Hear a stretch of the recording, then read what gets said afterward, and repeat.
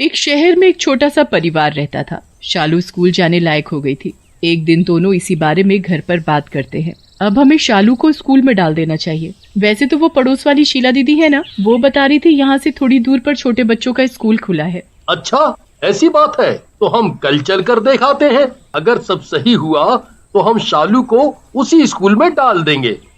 अगले दिन रवि और शीला दोनों शालू को लेकर उस स्कूल में जाते हैं। स्कूल बहुत ही सुंदर है।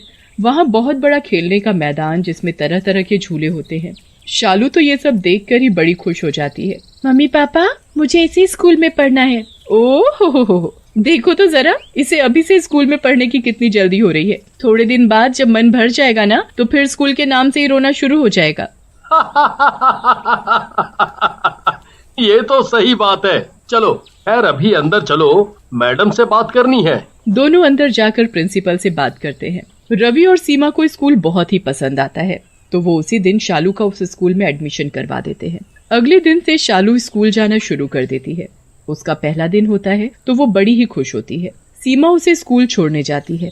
स्कूल पहुंचते ही स्कूल के गेट पर एक टीचर खड़ी होती है। हेलो, मेरा नाम अनामिका है। मैं शालू की टीचर हूँ। आप स्कूल के अंदर नहीं आ सकते, बस बच्चा ही स्कूल में एंट्री कर सकता है। तो आप शालू को छोड़ जाइए, मैं इसे क्लास में ले जाऊंगी। अच्छा, ऐसी बात है, तो आप इसे ले जाइए। बाय मम्मी, छुट्टी में मुझे लेने आना। हाँ मेरी प्यारी बच्ची, अच्छे से पढ़ाई करना। टीचर शालू को पीछे के रास्ते से होती हुई एक सुनसान जगह ले जाने लगती है। तभी शालू बोल पड़ती है, मैडम मेरा स्कूल तो वहाँ है ना? हाँ बेटा, पर आपकी क्लास का रास्ता यहाँ से है। अगर आप वहाँ से जाओगे तो बड़े बच्चे आपको बहुत परेशान करेंगे। क्या आप चाहते हो आपको बड़े बच्चे परेशान करें? नहीं मैडम। तो फिर बस चुपचाप मेरे साथ चलती रहो। टीचर शालू को लेकर क्लास में जाती है। वहाँ पहले से ही काफी सारे बच्चे होते हैं। सभी बच्चे शालू की तरफ देख रहे होते हैं और सब बहुत ही डरे हुए लग रहे होते हैं। शालू तो हर बात से अनजान बस अपने नए स्कूल की खुशी में पागल हो रही होती है। उसे क्या पता होता है कि उसकी खुशी भी बाकी बच्चों की तरह गायब होने वाली है। चलो तुम उधर सीट पर जाकर बैठ जाओ। ठीक है मैडम। शालू अपनी सीट पर जाकर बैठ जाती है। उसके बाद टीचर बच्चों को पढ़ाना शुरू करती है। वो एक चौक उठाती है और ब्लैक बोर्ड पर एक मुश्किल सा सवाल लिखती है। उठो राहुल, चलो जल्दी से मुझे 1 मिनट के अंदर अंदर ये सवाल सॉल्व करके दिखाओ। ये तो बहुत मुश्किल है, मैं कैसे करूँगा? मुझे तो गिनती भी नहीं आती। मुझसे जुबान लड़ाएगा? तेरी इतनी हिम्मत? टीचर की आंखें गुस्से में लाल हो जाती हैं और धीरे धीरे वो तो एक चुड़ैल का रूप ले लेती है। गुस्से में वो राहुल के बाल पकड़ती है और उसे खींचते हुए सबके सामने लाकर खड़ा कर देती है। शालू की हालत उस चुड़ैल को देखकर ही खराब हो जाती है। उसकी आंख से आंसू और हाथ पैर बुरी तरह कांपने लगते हैं। वो मन ही मन बहुत घबराई हुई होती है, पर टीचर को राहुल पर कोई तरस नहीं आ रहा होता। अभी के अभी ये सवाल कर, वरना तुझे पता है ना मैं बच्चों के साथ क्या सुलूक करती हूँ। सॉरी मैडम, मुझे माफ कर दो। मैं कल पढ़ कर आऊंगा। आप मुझे सजा मत देना। अरे मेरा प्यारा बच्चा, मैं तुझे कैसे माफ कर सकती हूँ? सजा तो तुझे जरूर मिलेगी, और वो भी पिछली वाली से ज्यादा खतरनाक। चुड़ैल टीचर इधर उधर देखती है और फिर उसकी नजर एक टूटे हुए बिजली के बोर्ड पर जाती है। करंट वाली 2 तारे बाहर निकालती है। अब कितना मजा आएगा जब मैं तुझे करंट लगाऊंगी और तू मेंढक की तरह नाचेगा। सारे बच्चे ताली बजाना, ठीक है?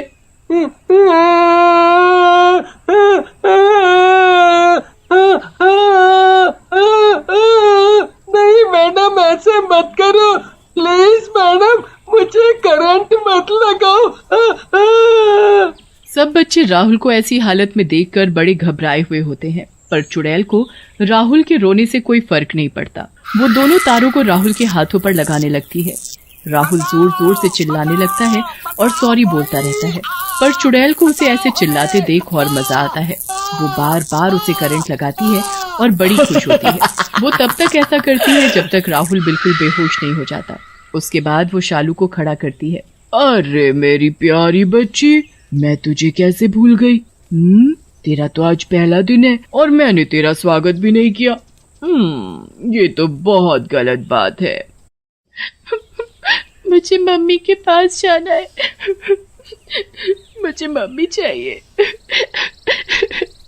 बिल्कुल चुप। अगर जरा सी भी आवाज निकाली तो तुझे गंजा कर दूंगी, समझी? और हाँ, अगर किसी बच्चे ने घर जाकर कुछ बोला तो फिर मैं उसको खिड़की के बाहर उल्टा लटका दूंगी और चूहे वाले कमरे में अकेला बंद कर दूंगी।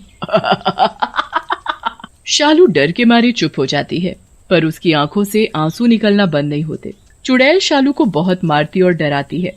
पूरे दिन वो किसी न किसी बच्चे को मारती ही रहती है, जैसे ऐसा करने से उसे कितना मजा आ रहा हो।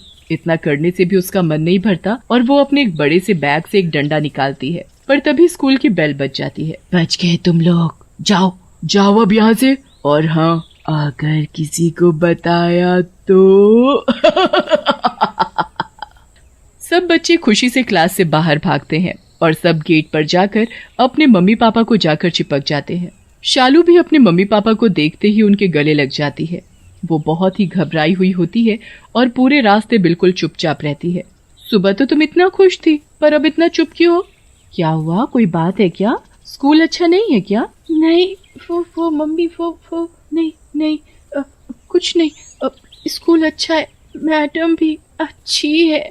शालू घर पहुंचकर भी चुपचाप ही रहती है। वो अपनी माँ को सब सच बताना चाहती है, पर कहीं उसे टीचर चूहे वाले कमरे में बंद न कर दे, इस डर से कुछ नहीं बोलती। रवि और सीमा को लगता है कि शायद शालू थक गई है इसलिए ऐसा कर रही है, इसलिए वो इतना ध्यान नहीं देते। पर अगली सुबह जब दोबारा स्कूल जाने का टाइम होता है तो शालू तो स्कूल जाने से घबराने लगती है। मम्मी, वो मेरे पेट में दर्द है, मुझे स्कूल नहीं जाना। देखा, मैंने कल ही आपको बोला था ना कि थोड़े दिन बाद ही इसके स्कूल ना जाने के बहाने शुरू हो जाएंगे। आज तो दूसरा ही दिन है। नहीं मम्मी, सच में मेरे पेट में दर्द है। सीमा शालू का एक बहाना नहीं सुनती और जबरदस्ती उसे स्कूल छोड़ आती है। वहाँ फिर से वही टीचर उसे क्लास में ले जाती है और फिर क्लास में जाते ही चुड़ैल में बदल जाती है। उसके बाद उसका वही बच्चों पर अत्याचार शुरू हो जाता है। वो बच्चों को मारती, पीटती और खूब डराती। बच्चे कभी भी डर की वजह से घर पर नहीं बता पाते थे और ना शालू कभी बता पाती थी। ऐसे ही बहुत दिन निकल जाते हैं और अब सीमा और रवि को शक होने लगता है कि आखिर ऐसी क्या बात है कि उनकी बेटी इतना चुप और डरी हुई क्यों रहती है।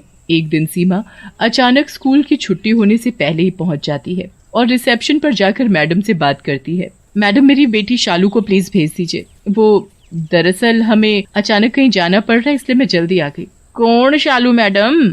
मेरी बेटी शालू। पिछले महीने ही मैंने इस स्कूल में उसका एडमिशन करवाया है, वो नर्सरी में पढ़ती है। मैं अभी पूछ कर बताती हूँ मैडम। वैसे मुझे हर बच्चे की जानकारी रहती है और मैं किसी शालू को नहीं जानती। रिसेप्शनिस्ट फोन करके पूछती है तो पता चलता है कि शालू नाम की कोई बच्ची नर्सरी क्लास में नहीं पढ़ती। मैंने बोला था ना मैडम आपको कि यहाँ नर्सरी क्लास में कोई शालू नाम की बच्ची नहीं पढ़ती। सीमा तो ये बात सुनकर घबरा जाती है। वो स्कूल में शोर मचा देती है। उसके बाद प्रिंसिपल वहाँ आ जाती है और सीमा से पूछती है कि वो शोर क्यों मचा रही है। स्कूल वाले बोल रहे हैं कि मेरी बेटी यहाँ नहीं पढ़ती, जबकि मैं रोज उसे स्कूल छोड़कर जा रही हूँ और छुट्टी में मुझे वो वही गेट पर मिलती है। आपको तो याद होगा ना मैडम, मैं और मेरे हस्बैंड दोनों आए थे एडमिशन करवाने।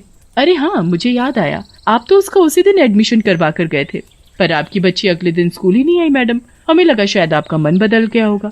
पूरे स्कूल में शोर मच जाता है और सब जगह शालू को ढूंढा जाता है, पर शालू कहीं नहीं मिलती। फिर स्कूल की छुट्टी हो जाती है तो सीमा देखती है कि उसकी बेटी पीछे के रास्ते से आ रही है। शालू, मेरी बच्ची, मिल गई मेरी बेटी। तू कहाँ थी मेरी बच्ची? उसके बाद प्रिंसिपल शालू को खुद बिठाकर उससे सब पूछती है कि उसकी क्लास कहाँ है। शालू उन्हें पीछे के रास्ते से ऊपर अपनी क्लास लेकर जाती है तो प्रिंसिपल सब समझ जाती है। मैं सब समझ गई हूँ कि आपकी बेटी के साथ क्या हुआ है। दरअसल यहाँ पहले एक क्लास होती थी और उसमें अनामिका नाम की मैडम बच्चों को पढ़ाती थी। वो बच्चों को बहुत बुरी तरीके से मारती थी और जब एक बच्चे के पेरेंट्स ने उसकी कंप्लेंट की तो हमने उसे स्कूल से निकाल दिया। उसने स्कूल में बहुत हंगामा किया और निकलने से मना कर दिया। जब हमने उसकी एक नहीं सुनी तो एक दिन उसने आखिरी दिन में अपनी क्लास के सारे बच्चों को जहर देकर मार डाला और खुद भी फांसी लगाकर आत्महत्या कर ली। उसके बाद वो क्लास हमने हमेशा के लिए बंद कर दी थी। पर शालू तो अपने साथ पढ़ने वाले बच्चों के बारे में हमें बताती थी। तो वो बच्चे कौन हैं? वो वही बच्चे हैं जो सब मर चुके हैं। सीमा के पैरों तले जमीन ही खिसक जाती है। अगले दिन प्रिंसिपल शांति पाठ करवाकर उस चुड़ैल को वहीं बंद कर देती है। उसके बाद जब शालू स्कूल जाती है तो कभी नहीं डरती।